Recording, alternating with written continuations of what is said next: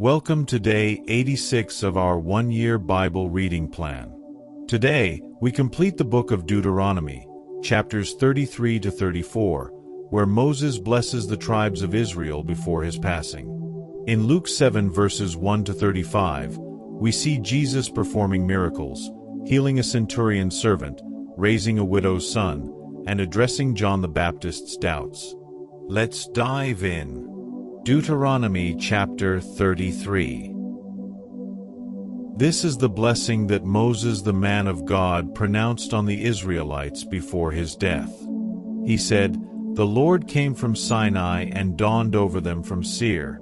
He shone forth from Mount Paran. He came with myriads of holy ones from the south, from his mountain slopes. Surely it is you who love the people. All the holy ones are in your hand. At your feet they all bow down, and from you receive instruction, the law that Moses gave us, the possession of the assembly of Jacob." He was king over Jeshurun when the leaders of the people assembled, along with the tribes of Israel. "Let Reuben live and not die, nor his people be few." And this he said about Judah, "Hear, Lord, the cry of Judah, bring him to his people. With his own hands he defends his cause. Oh, be his help against his foes." About Levi he said, "Your Thummim and Urim belong to your faithful servant. You tested him at Massah. You contended with him at the waters of Meribah."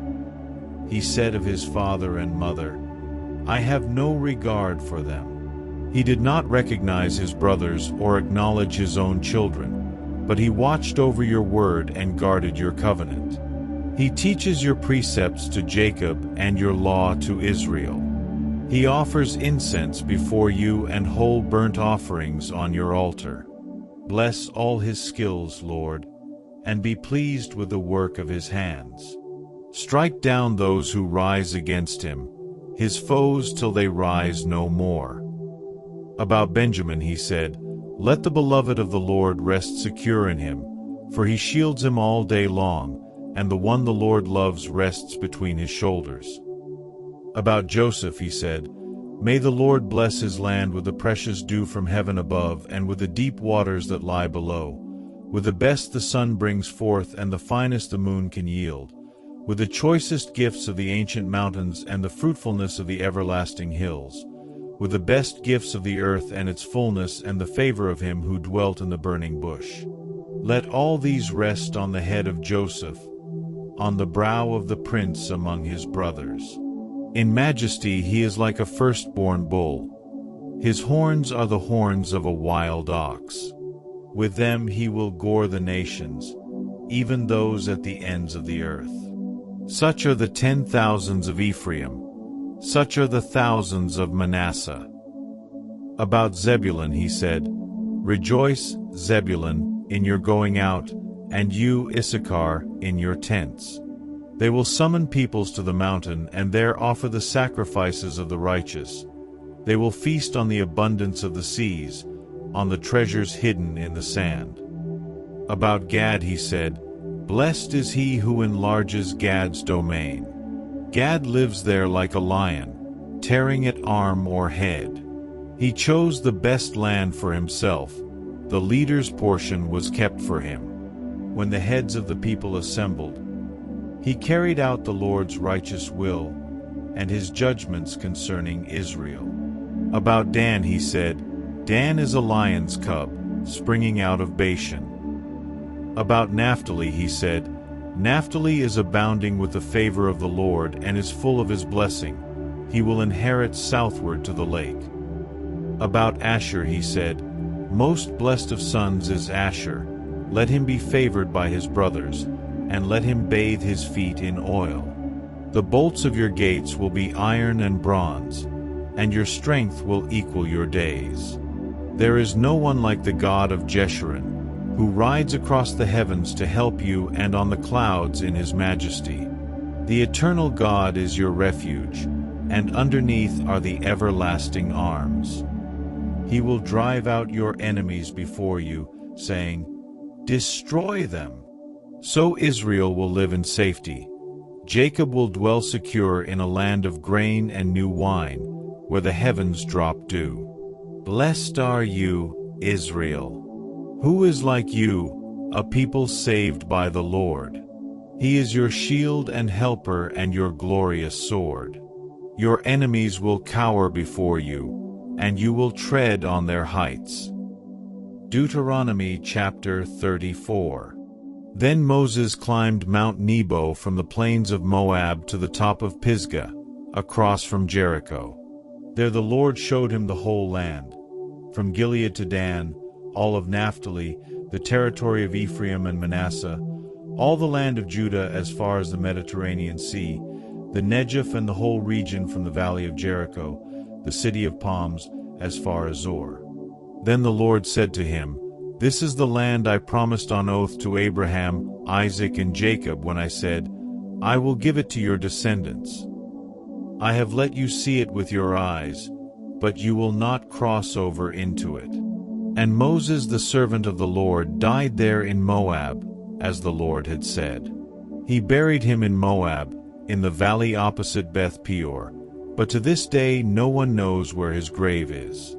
Moses was 120 years old when he died, yet his eyes were not weak nor his strength gone. The Israelites grieved for Moses in the plains of Moab 30 days, until the time of weeping and mourning was over. Now Joshua son of Nun was filled with the spirit of wisdom because Moses had laid his hands on him. So the Israelites listened to him and did what the Lord had commanded Moses. Since then, no prophet has risen in Israel like Moses, whom the Lord knew face to face, who did all those signs and wonders the Lord sent him to do in Egypt, to Pharaoh and to all his officials and to his whole land. For no one has ever shown the mighty power or performed the awesome deeds that Moses did in the sight of all Israel. Luke chapter 7, 1-35. When Jesus had finished saying all this to the people who were listening, he entered Capernaum. There, a centurion's servant, whom his master valued highly, was sick and about to die. The centurion heard of Jesus and sent some elders of the Jews to him, asking him to come and heal his servant. When they came to Jesus, they pleaded earnestly with him, This man deserves to have you do this, because he loves our nation and has built our synagogue. So Jesus went with them. He was not far from the house when the centurion sent friends to say to him, Lord, don't trouble yourself, for I do not deserve to have you come under my roof. That is why I did not even consider myself worthy to come to you.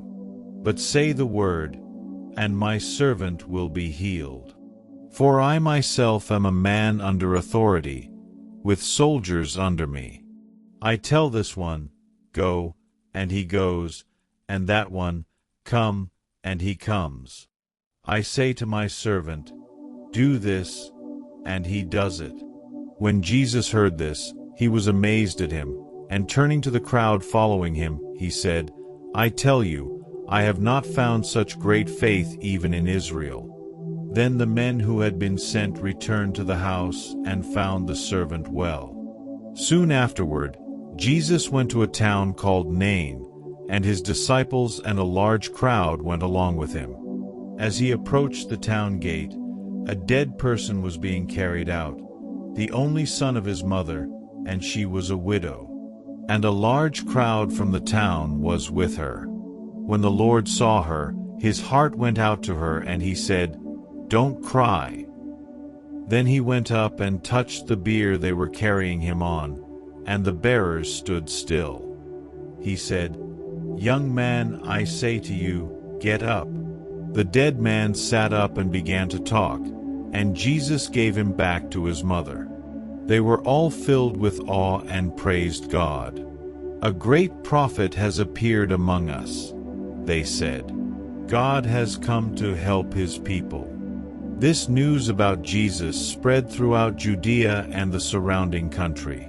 John's disciples told him about all these things.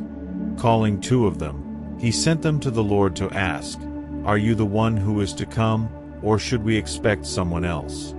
When the men came to Jesus, they said, "John the Baptist sent us to you to ask, 'Are you the one who is to come, or should we expect someone else?'" At that very time Jesus cured many who had diseases, sicknesses, and evil spirits, and gave sight to many who were blind.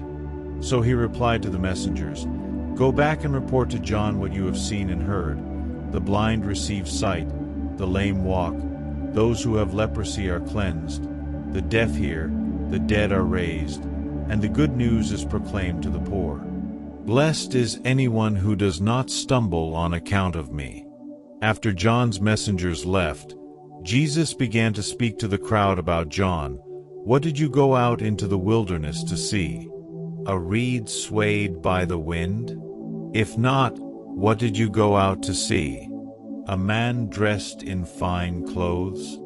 No, those who wear expensive clothes and indulge in luxury are in palaces. But what did you go out to see? A prophet? Yes, I tell you, and more than a prophet. This is the one about whom it is written, 'I will send my messenger ahead of you, who will prepare your way before you.' I tell you, among those born of women there is no one greater than John, yet the one who is least in the kingdom of God is greater than he." All the people, even the tax collectors, when they heard Jesus' words, acknowledged that God's way was right, because they had been baptized by John. But the Pharisees and the experts in the law rejected God's purpose for themselves, because they had not been baptized by John. Jesus went on to say, "To what, then, can I compare the people of this generation? What are they like?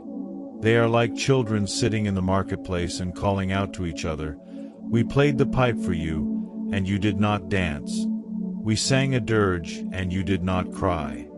For John the Baptist came neither eating bread nor drinking wine, and you say, 'He has a demon.' The Son of Man came eating and drinking, and you say, 'Here is a glutton and a drunkard, a friend of tax collectors and sinners.' But wisdom is proved right by all her children." Thank you for joining today's Bible reading. We finished the book of Deuteronomy and witnessed Jesus' compassion and power in Luke. What inspired you the most?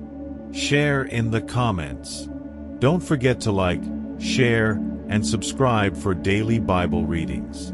See you tomorrow.